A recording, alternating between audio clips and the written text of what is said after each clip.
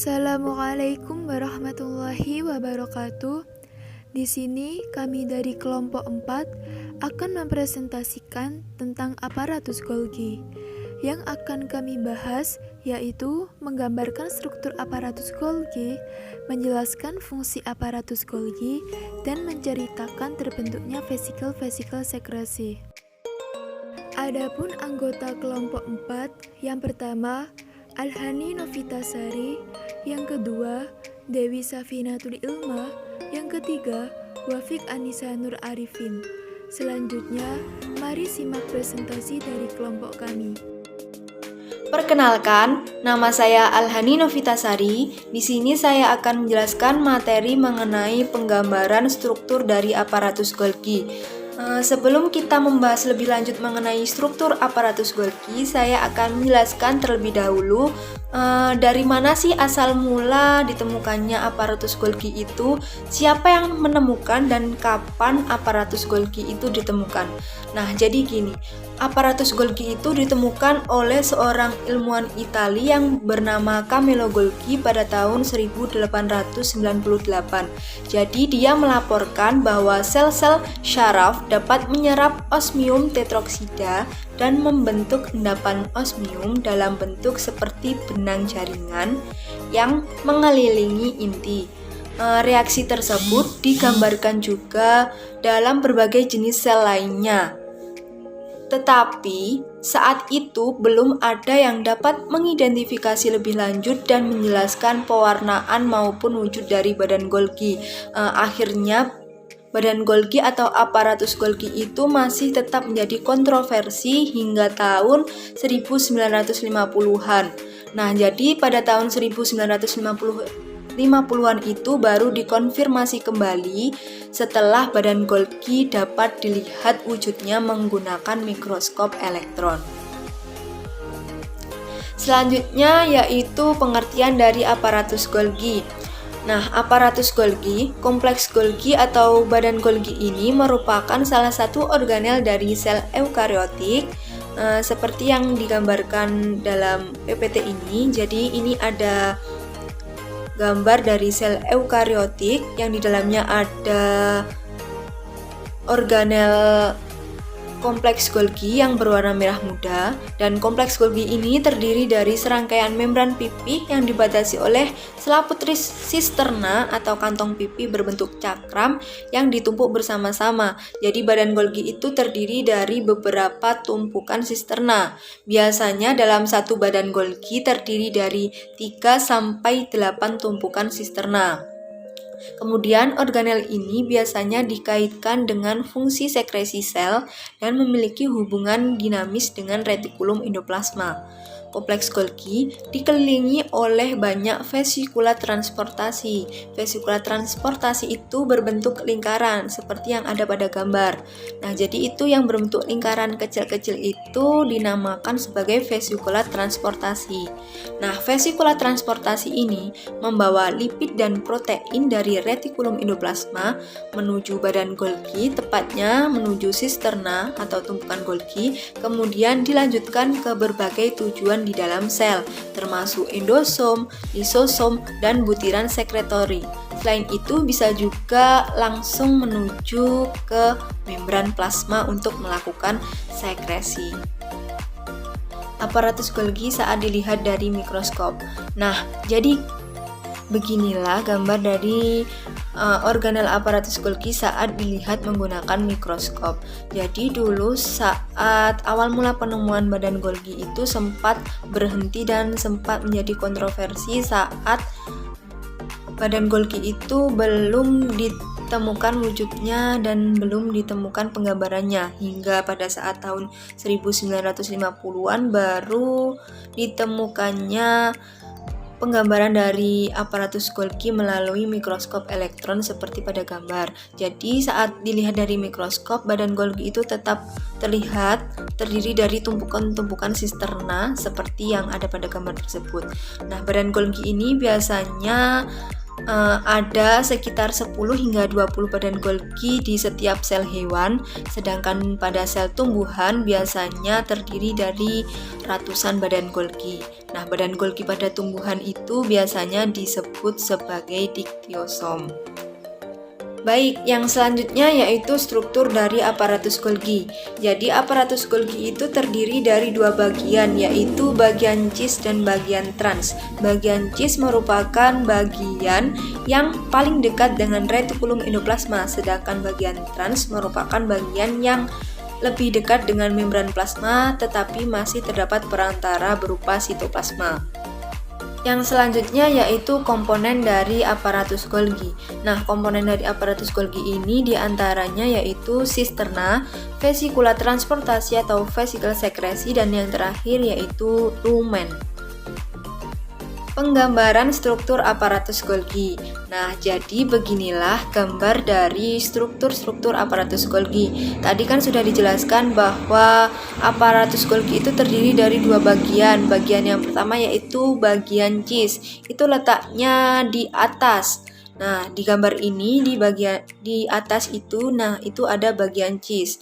Bagian cis ini berbentuk pipih dan letaknya paling dekat dengan retikulum endoplasma. Komponen cis menerima vesikel yang berasal dari retikulum endoplasma melalui jalur daur ulang yang sebagian besar berisi protein, kemudian diproses lebih lanjut dalam kompleks Golgi. Kemudian isi yang diproses itu diteruskan ke komponen-komponen lain dari sel di vesikel yang muncul dengan tetap menyatu dengan kompleks Golgi. Vesikel yang berisi protein akan terus bergerak dari komponen cis hingga menuju komponen trans. Bagian yang kedua yaitu bagian trans. Bagian trans itu ada di bagian bawah pada gambar ini. Nah, itu bagian trans. Jadi bagian trans ini berfungsi dalam proses sekresi protein, mencakup pelepasan hormon dari sel-sel endokrin, pelepasan neurotransmitter dari neuron, dan pelepasan enzim pencernaan dari sel-sel asinar pankreas. Selain itu, komponen trans juga berfungsi meneruskan pergerakan vesikel dari bagian cis menuju membran plasma. Selain itu, di dalam komponen trans Golgi terjadi penyortiran protein ke jalur sekresi, kemudian dikemas menjadi vesikel khusus yang akan dilepaskan sebagai vesikel sekretori. Vesikel sekretori yang diatur terbentuk dengan tunas dari bagian trans sebagai vesikula sekretori yang belum matang dan akan mengalami proses pematangan selanjutnya. Pematangan sekretori protein melibatkan konsentrasi protein yang dirujuk sebagai kondensasi maupun beberapa proteolitik pengolahan. Vesikel sekretori yang matang kemudian bergerak mendekat ke tempat sekresi dan tetap di dekat membran plasma sampai menerima sinyal hormonal atau kimiawi lainnya yang memicu pelepasan isinya melalui fusi dengan membran plasma. Selain itu, vesikel sekretori juga bisa dialihkan dalam target lain seperti endosom, lisosom, atau pansekresi yang diatur oleh sel. Untuk yang selanjutnya yaitu komponen-komponen dari badan Golgi atau aparatus Golgi. Tadi komponennya apa aja sih? Yang pertama ada sisterna, yang kedua ada vesikula transportasi atau vesikel sekretori, dan yang ketiga ada lumen. Nah, sisterna itu yang mana sih? Nah, sisterna itu digambarkan dalam gambar tersebut yang ada panah duanya. Nah, itu namanya sisterna. Sisterna merupakan selaput pembatas tumpukan kompleks Golgi yang berbentuk seperti cakram. Nah, jadi kan tadi badan Golgi terdiri dari beberapa tumpukan. Nah, tumpukan itu dinamakan sebagai sisterna. Yang kedua, komponen yang kedua yaitu vesikula transportasi atau vesikel sekretori. Nah, itu yang mana sih vesikula transportasi itu? Vesikula transportasi itu yang berbentuk lingkaran kecil-kecil. Itu di sekeliling badan Golgi kan itu ada lingkaran kecil-kecil. Nah, itu namanya vesikula transportasi. Vesikula transportasi atau vesicle secretory merupakan sebuah kantong atau ruang yang membawa lipid dan protein dari retikulum endoplasma ke kompleks Golgi. Di antaranya sisterna tumpukan Golgi dan dari kompleks Golgi ke membran plasma atau ke berbagai tujuan di dalam sel, termasuk ke dalam endosom, lisosom, dan butiran sekretori.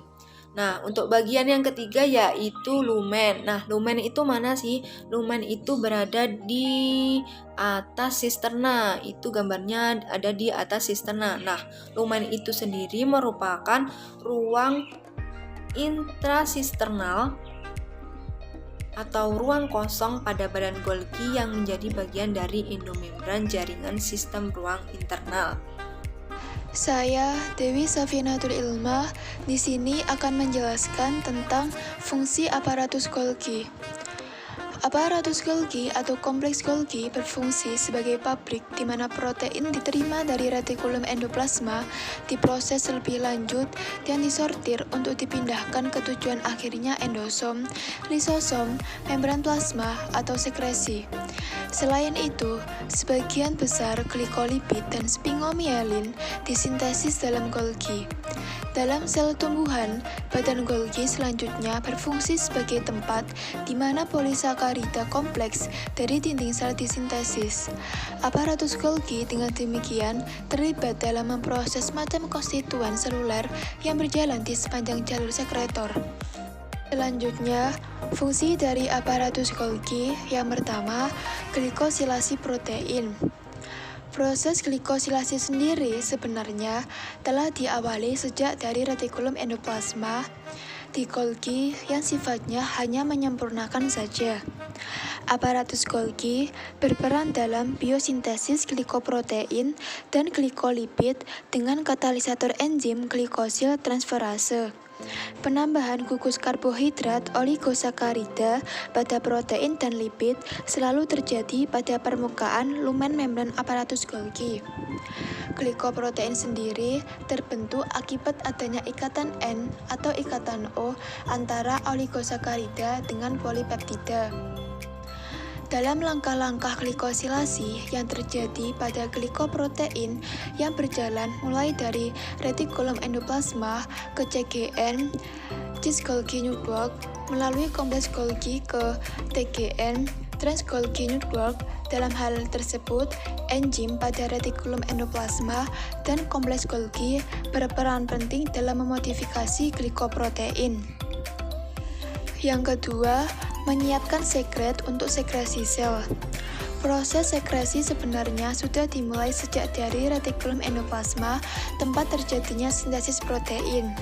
Protein-protein yang terbentuk akan dipisah-pisahkan ke dalam lumen retikulum endoplasma sesuai tujuannya. Dari sini, protein tersebut akan diangkat ke daerah cis aparatus Golgi oleh vesikuli pengangkut. Kemudian akan terjadi pemindahan protein-protein tersebut dari daerah cis menuju ke daerah trans aparatus Golgi. Di daerah trans, protein tersebut akan disempurnakan sehingga siap disekresikan. Sel-sel yang berfungsi sekretori untuk proses sekresinya harus menunggu isyarat dari luar. Begitu ada isyarat untuk sekresi, maka pensekresian senyawa-senyawa yang terkandung di dalam vesikuli sekretoris akan dikeluarkan ke lingkungan ekstrasel dengan cara eksodisosis. Pada proses tersebut akan terjadi peleburan antara selaput vesikuli sekretoris dengan membran sel, sehingga senyawa-senyawa penyusun membran vesikuli sekretoris akan menjadi komponen penyusun membran sel. Yang ketiga, metabolisme lipid dan polisakarida di Golgi. Dalam aparatus Golgi juga berfungsi dalam metabolisme lipid, khususnya dalam sintesis glikolipid dan sphingomyelin. Sphingomyelin dan glikolipid kemudian disintesis dari jaringan di aparatus Golgi. Sphingomyelin satu-satunya Non-glycerol fosfolipid dalam membran sel disintesis oleh transfer A kelompok fosforikolin dari fosfatidilkolin ke ceremit, atau penambahan karbohidrat ke ceremit bisa menghasilkan berbagai glikolipid yang berbeda. Yang keempat, respirasi membran sel. Membran sel yang rusak akan direspirasi atau dipulihkan dengan menggunakan vesikel-vesikel dari aparatus Golgi. Vesikel pengangkut dirangsang untuk melebur dengan membran sel setelah meninggalkan aparatus Golgi secara kontinu. Protein transmembran dan lipid membran vesikel ini akan menjadi protein dan lipid baru bagi membran sel, sedangkan protein yang diangkat dari vesikula disekresikan ke ruang antar sel. Yang kelima, pembentukan senyawa penyusun dinding sel. Ketika terjadi sitokinesis pada pembelahan sel tumbuhan, akan terbentuk matriks yang merupakan kumpulan mikrotubula kutub yang terletak di tengah bidang pembelahan yang memisahkan kedua inti yang sudah terbentuk. Pada matriks tersebut, terdapat banyak vesikel yang menjadi bahan baku dinding sel, yaitu pektin, selulosa, hemiselulosa, dan sebagainya yang berasal dari kompleks Golgi atau disebut diktisom untuk sel tumbuhan. Selanjutnya, matriks tersebut akan melebur membentuk dinding sel primer. Dinding sel primer akan terus disuplai oleh vesikel yang membentuk dinding sel sekunder. Yang keenam, pembentuk akrosom. Akrosom yaitu tutung pada spermatozoon. Tutung akrosom ini berasal dari fusi oleh vesikel kompleks Golgi. Akrosom ini berfungsi melisiskan membran sel telur ovum pada saat fertilisasi karena terdapat enzim hidrolitik. Saya Vanessa Nurhadin. Di sini saya akan menjelaskan tentang materi terbentuknya vesikel-vesikel sekresi. Golgi secara morfologis menunjukkan suatu kualitas yang terkait langsung dengan fungsi organela. Golgi merupakan suatu pusat fungsional dalam rantai sekresi pada sel-sel sekresi. Elemen penghubung rantai sekresi tersebut adalah RE, vesikula, Golgi, vesikula sekresi, dan selaput sel. Lintasan sekresi paling tidak meliputi 6 tahap. Yang pertama, pembentukan, yang kedua pemilahan, yang ketiga pengangkutan, yang keempat penjenuhan, yang kelima penyimpanan, dan yang keenam adalah pengeluaran. Selama terjadinya proses sekresi, terjadi pengaliran material dari RE ke Golgi merupakan hukum Golgi yang berorientasi ke arah RE disebut permukaan pembentukan atau permukaan cis, sedangkan permukaan jemur yang berorientasi ke arah pembentukan sel disebut permukaan matang atau permukaan trans. Vesikula sekresi dibentuk dari permukaan trans, sedangkan pada permukaan cis ditemukan vesikula transport yang terbentuk dari selaput R.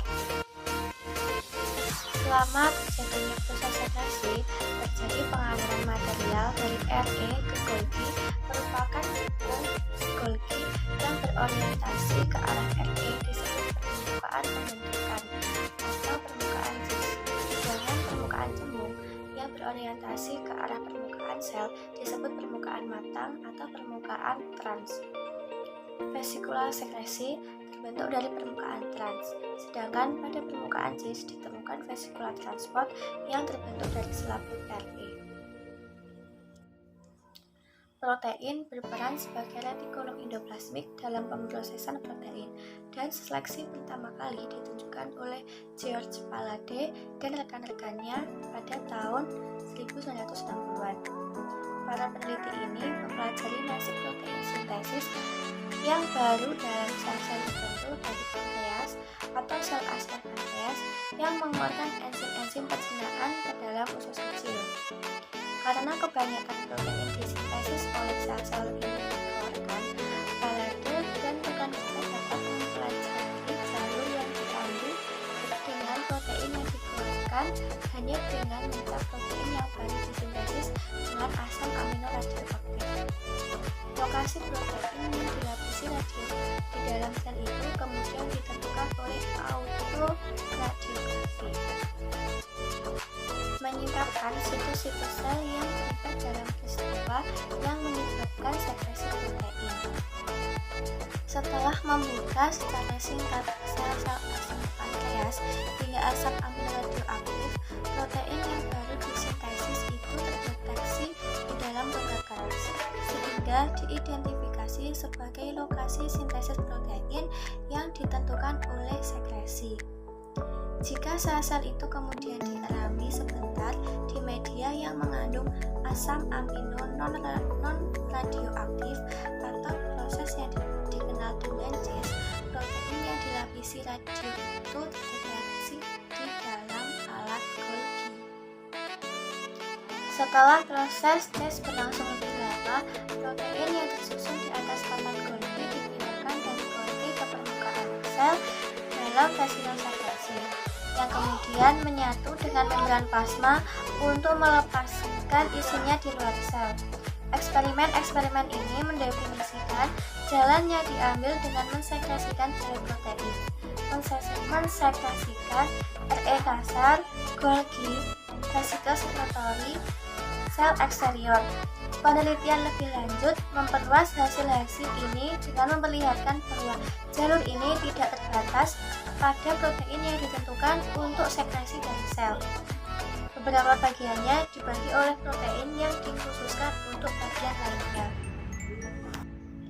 Jalur sekresi sel-sel asinar pankreas yang mensekresikan sebagian besar protein sintetik mereka ke dalam saluran pencernaan, diberi asam amino radioaktif untuk mempelajari jalur intraseluler yang diambil protein yang dikeluarkan.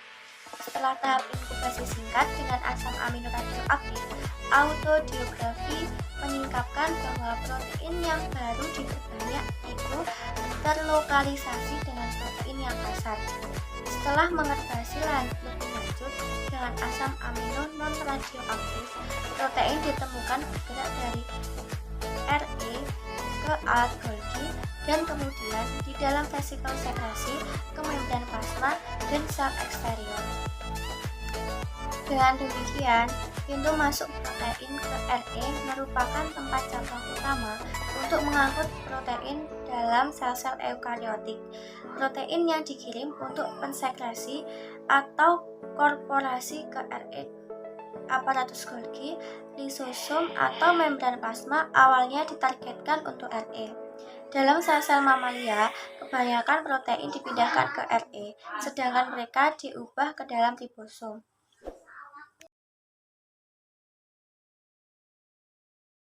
The endoplasmic reticulum, or ER, and the Golgi apparatus produce and process proteins.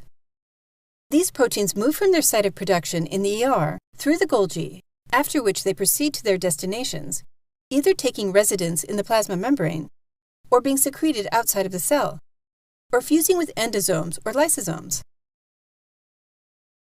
Proteins from the ER travel in transport vesicles to the ER Golgi intermediate compartment, or ERGIC, and from there to the Golgi apparatus, fusing with a compartment called the cis-Golgi network. Distinct processing and sorting events occur in an ordered sequence within different Golgi compartments.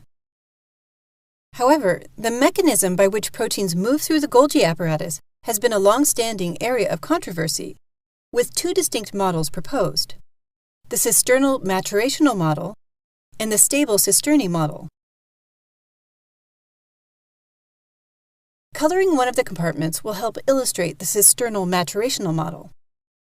In this model, vesicles fuse with the cis-Golgi network until it begins to mature and move into the Golgi stack, and then the ergic vesicles create a new compartment in its place.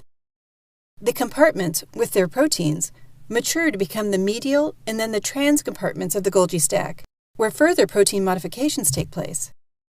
The compartments of the Golgi gradually mature and progressively move through the Golgi in the cis to trans direction, carrying their contents with them.